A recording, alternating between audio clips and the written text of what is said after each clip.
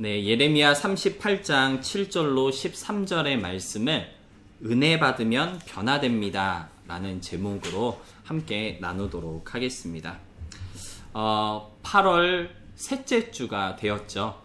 8월 한 달 우리가 은혜의 열매가 풍성한 교회가 되자라는 다짐을 가지고 최선을 다해 살아오고 있는 줄로 믿습니다. 그렇게 살아오고 있죠? 네, 집에만 있어서 뭘 해야 할지 잘 모르고 또 우리가 어떻게 은혜의 열매가 풍성한 삶을 살아갈 수 있을지 고민이 없지 않아 있긴 하지만 그러한 마음과 생각만으로도 그러한 다짐을 이루어 나아가는 삶을 살아가게 되는 줄로 믿습니다.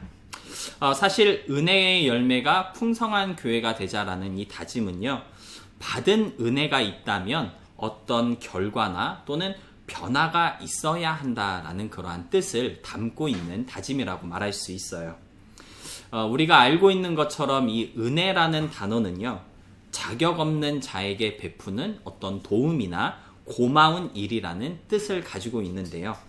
누구에게 도움을 받거나 또는 어떤 고마운 일로 빛을 지게 된다면 그만큼 보답할 수 있고 또 조금이라도 고마움의 표시를 하는 것이 마땅한 도리일 것입니다.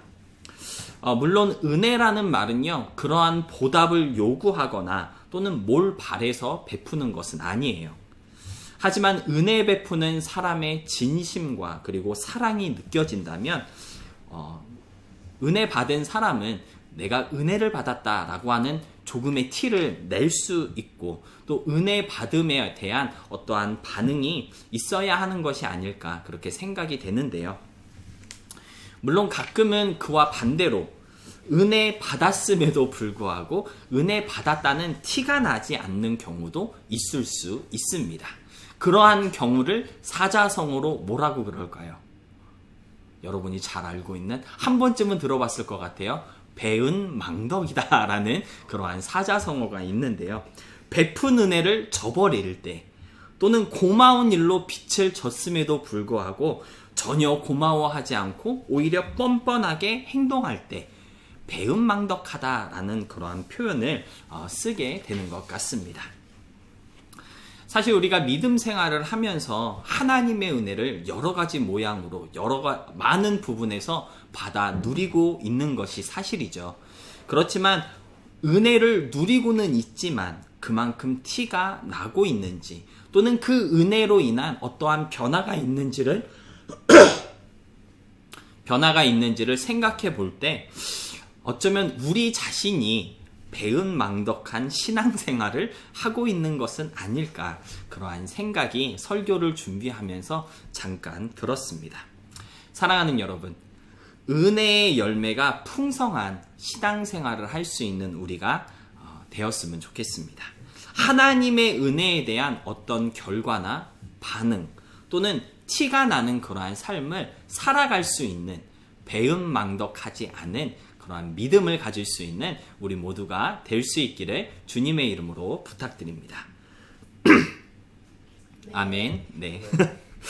그런 의미에서 오늘 본문 말씀에 나오는 에벤멜렉이라는 사람은요, 은혜 받은 티가 났던 사람이라고 할 수 있겠는데요. 사실 이 에벤멜렉이라는 사람은 전혀 들어보지 못한 아주 생소한 사람입니다. 맞죠? 에벤멜렉이라는 사람을 만약에 알거나 들어봤다면 그래도 성경을 조금 읽어보신 분은 이 에벤멜렉이 누구인지 알 수 있을 텐데요.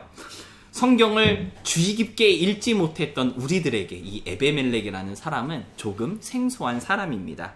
잘 모르는 사람이기는 하지만 그렇지만 오늘 우리가 함께 읽은 우리 찬현서 학생이 읽어주신 이 예레미야 38장의 말씀만 보더라도 이 하나님의 은혜를 받고 그가 어떻게 그 은혜에 반응했고 또 어떻게 변화되었는지 어느 정도 알 수가 있겠는데요.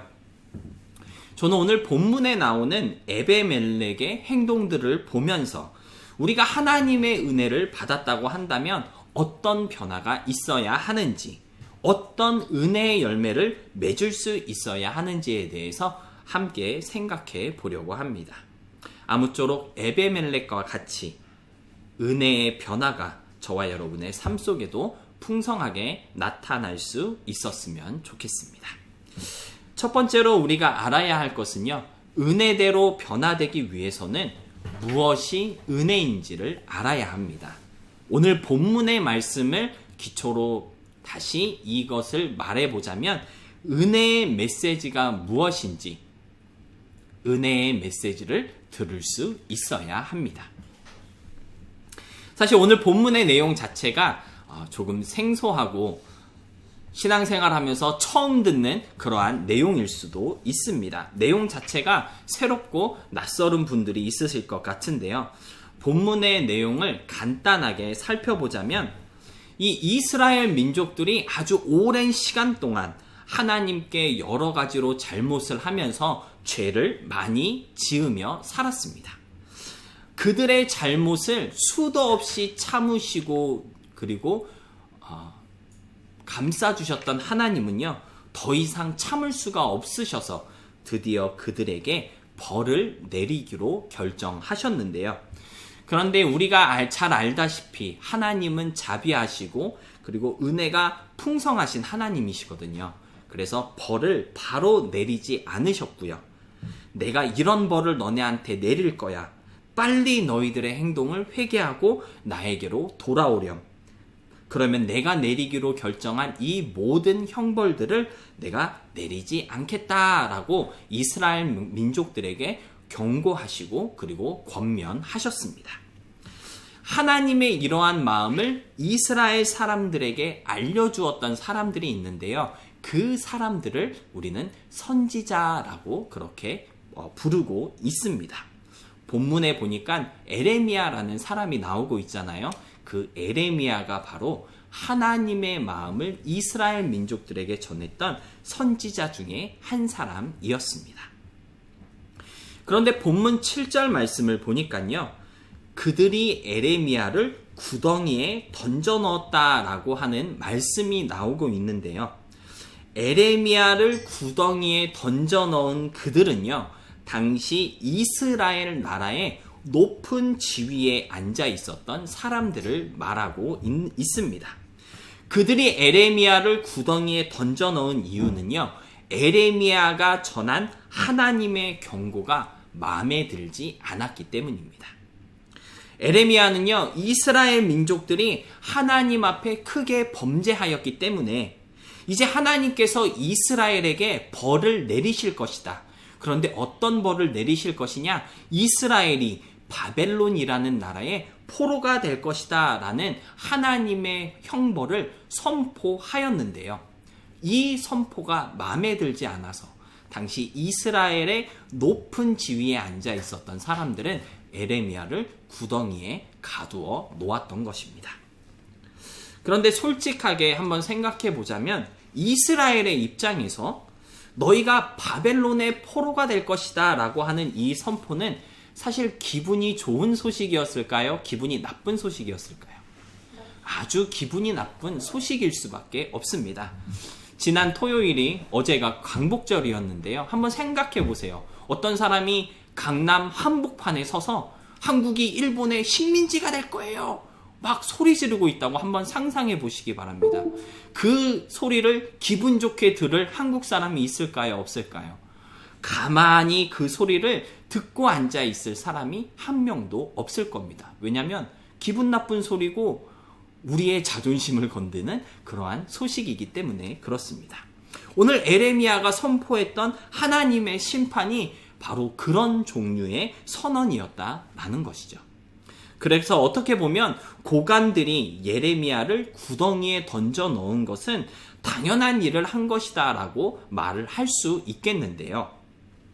그런데 예레미야의 이 선포가 단지 너희가 바벨론의 포로가 될 것이다 라는 내용밖에 없었다면 그들이 이렇게 한 것이 정당한 것이고 당연한 것이겠지만 사실은 예레미야가 선포한 하나님의 형벌의 내용은요, 그게 다가 아니었습니다.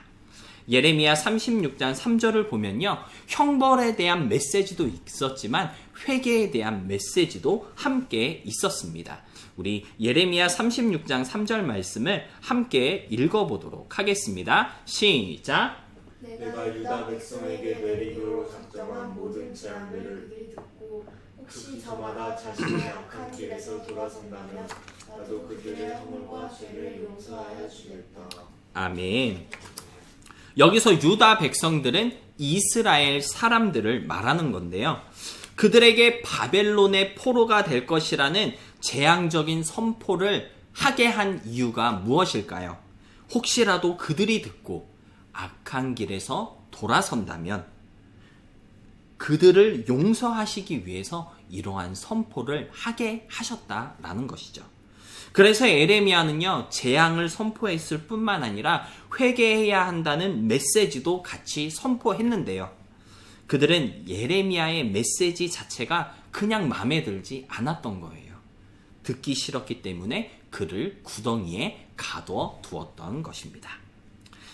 하나님께서 예레미야를 통해 이처럼 재앙을 선포하게 하신 것은요, 사실은 벌을 내리겠다고 하신 것이 아니라 하나님의 은혜를 보여주신 것입니다. 왜 이것이 은혜일까요?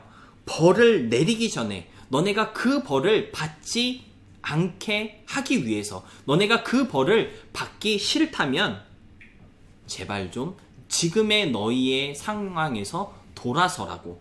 이 재앙을, 이렇게 무서운 재앙을 너네한테 내릴 것인데 이 무서운 벌 받기 싫으면 빨리 회개하라고 경고해 주신 것이기 때문에 사실 이러한 선포는 하나님의 은혜다라고 말할 수 있는 것입니다.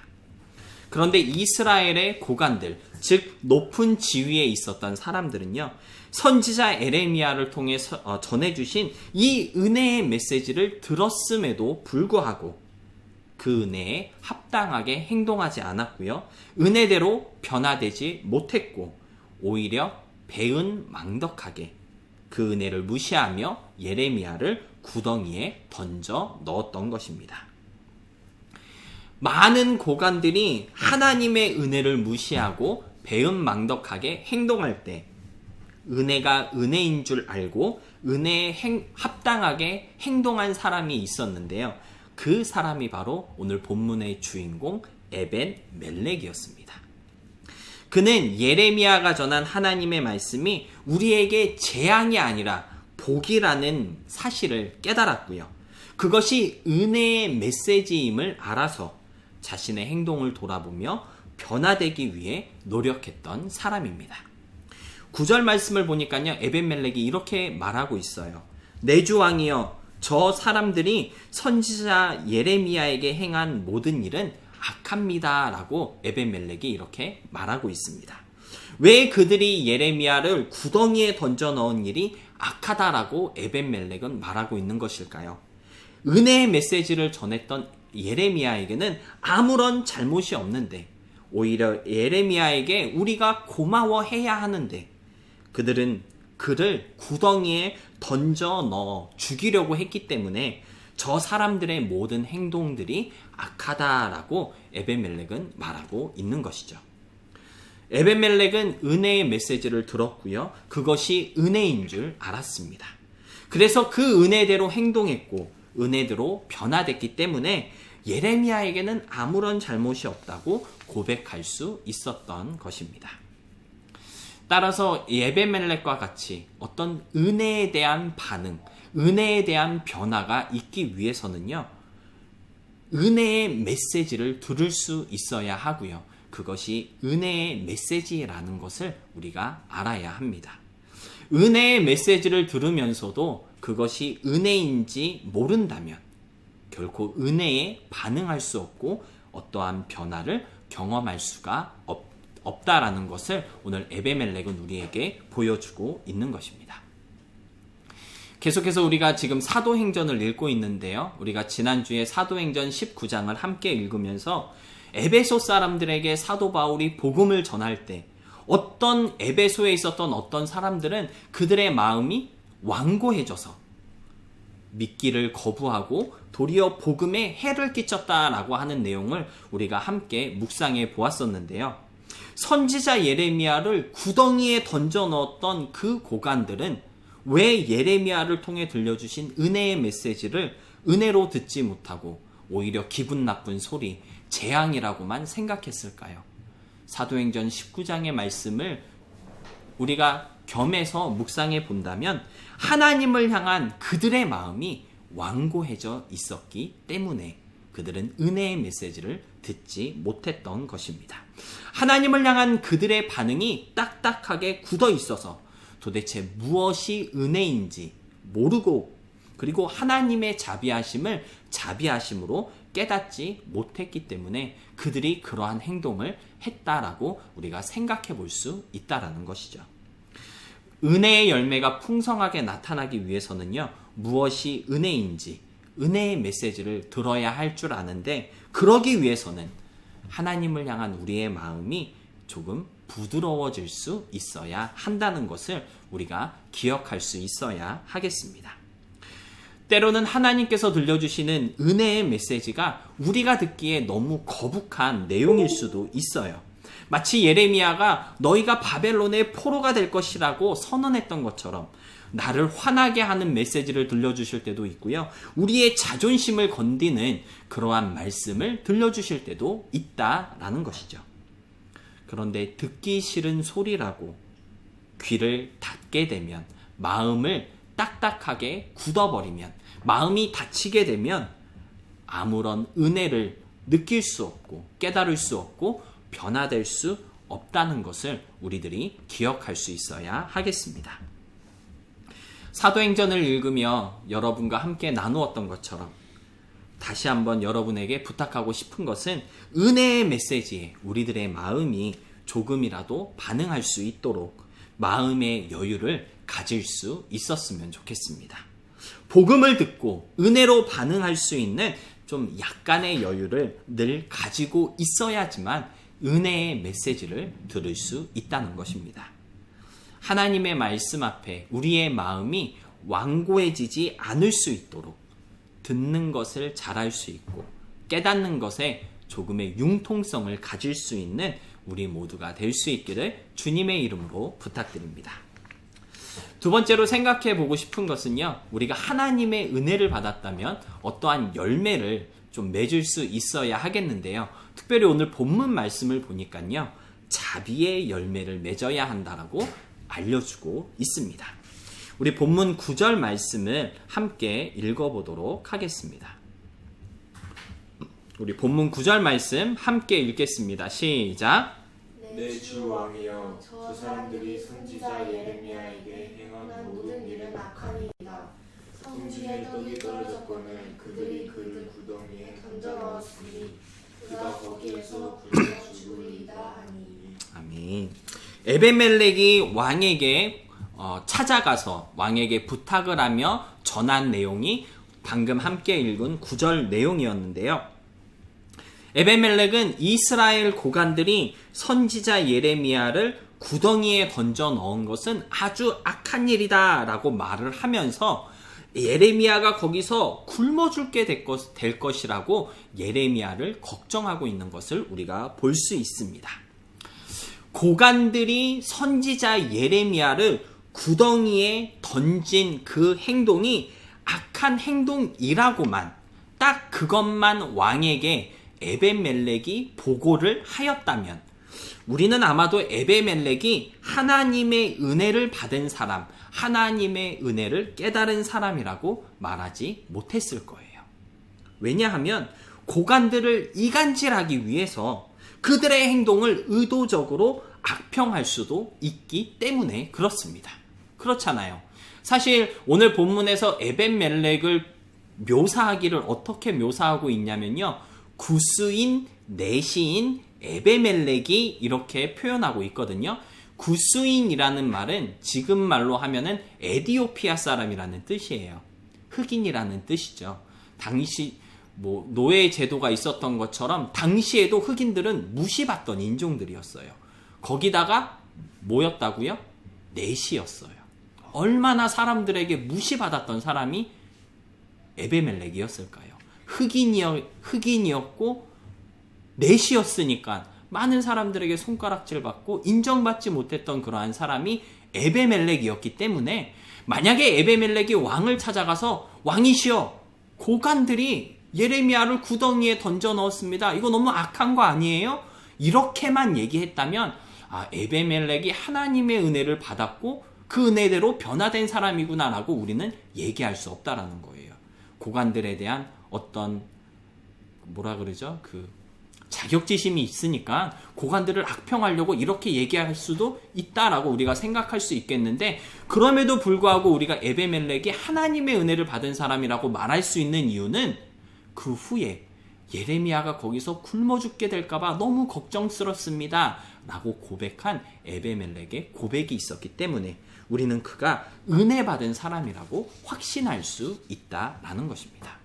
왜냐하면요, 사실 에베멜렉이 예레미야를 걱정한다고 해서 에베멜렉에게 어떤 이익이 생기거나 어떤 유익이 생길 거라고 우리가 기대할 수 없기 때문에 그렇습니다.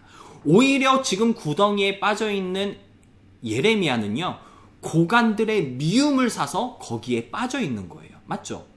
그러면 높은 지위에 있는 사람들의 미움을 받고 있는 사람을 구스인 내시인 에베멜렉이 감싼다면 에베멜렉도 불이익을 당할 게 뻔하겠죠.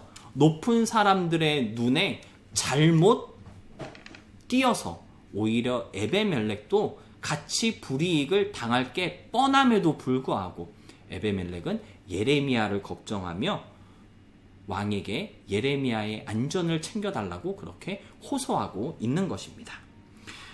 에베멜렉은요, 하나님의 은혜의 메시지를 듣고 그 은혜를 깨닫게 되니 자신의 유익이나 나의 안전만을 챙길 수는 없다.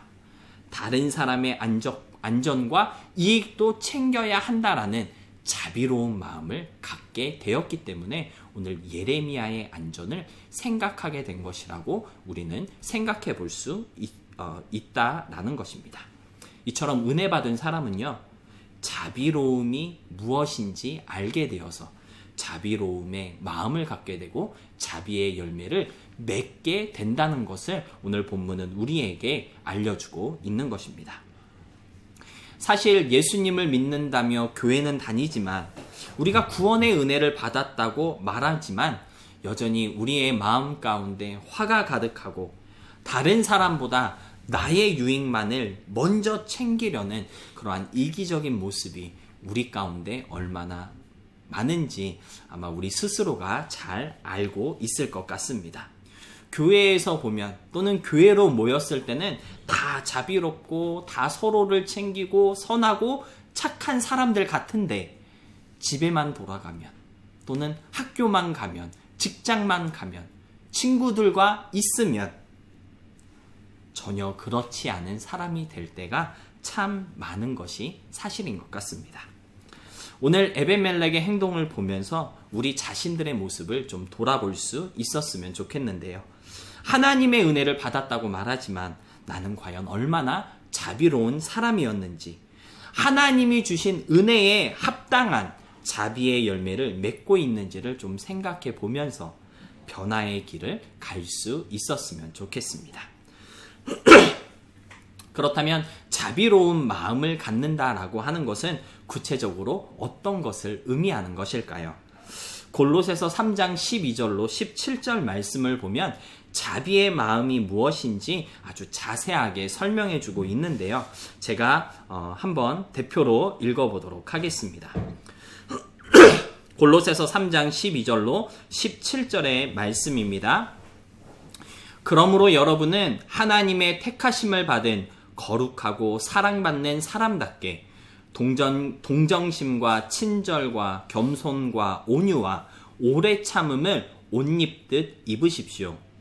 누가 누구에게 불평할 일이 있더라도 서로 용납하여 주고 서로 용서하여 주십시오. 주께서 여러분을 용서하신 것과 같이 여러분도 서로 용서하십시오. 이 모든 것 위에 사랑을 더하십시오. 사랑은 온전하게 묶는 띠입니다. 그리스도의 평화가 여러분의 마음을 지배하게 하십시오. 이 평화를 누리게 하시려고 여러분을 한 몸으로 부르신 것입니다. 또 여러분은 감사하는 사람이 되십시오. 그리스도의 말씀이 여러분 가운데 풍성히 살아있게 하십시오. 온갖 지혜로 서로 가르치고 권면하십시오.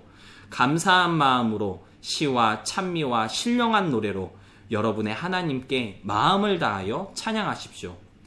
그리고 말을 하든지 일을 하든지 무엇을 하든지 모든 것을 주 예수의 이름으로 하고 그분에게서 힘을 얻어서 하나님 아버지께 감사를 드리십시오. 아멘.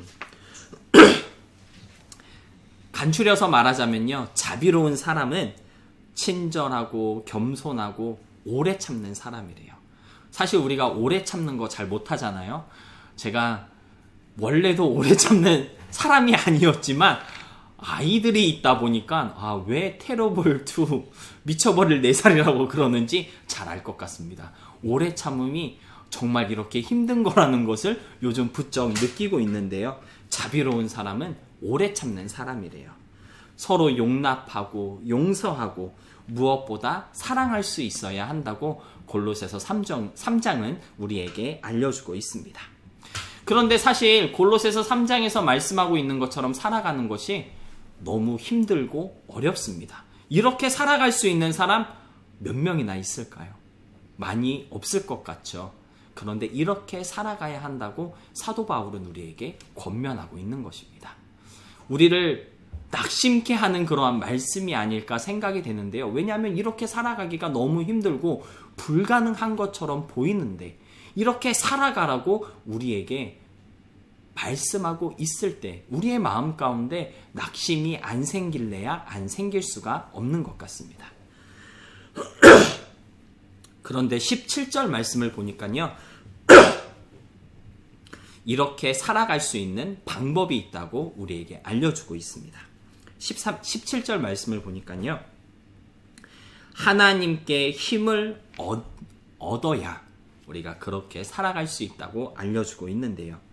우리가 은혜 받았음에도 불구하고 자비로운 사람으로 살아가지 못하는 이유가 무엇일까요?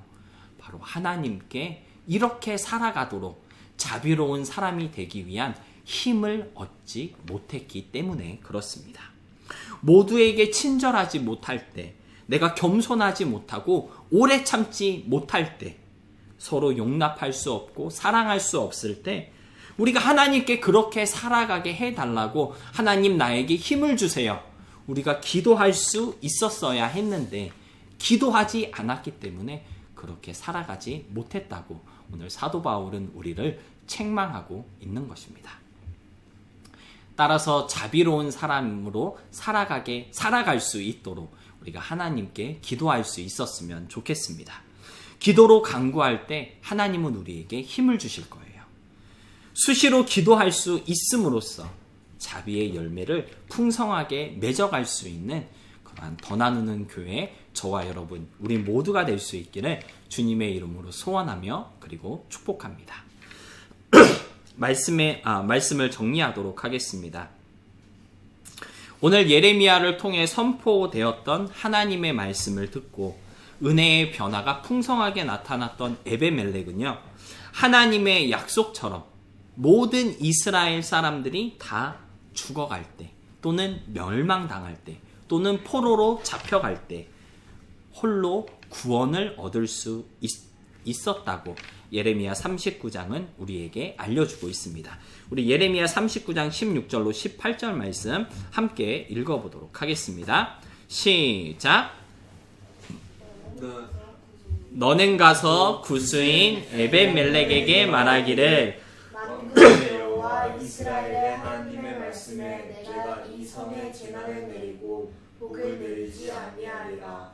한 나의 말이 그날에 내 눈앞에 이르리라.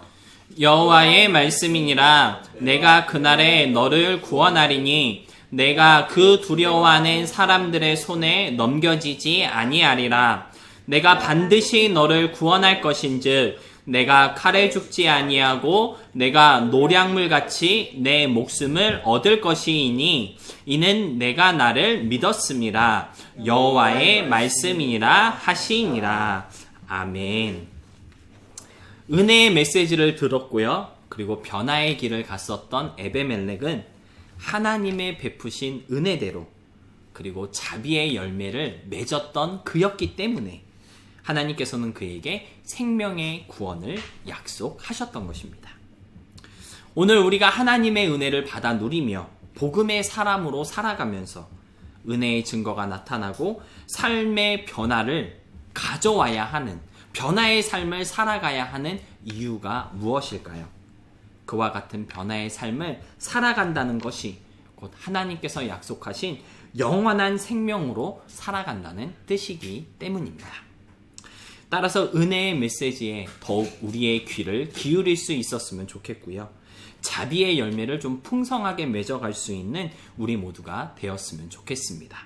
그럼으로써 예수 그리스도를 통해 우리에게 허락하신 그 영원한 생명이 저와 여러분에게 넘치도록 함께하고 있다는 것을 좀 분명하게 보여주며 증거할 수 있는 영생의 소망으로 살아가는 그러한 저와 여러분이 될 수 있기를 주님의 이름으로 부탁하며 그리고 축복합니다.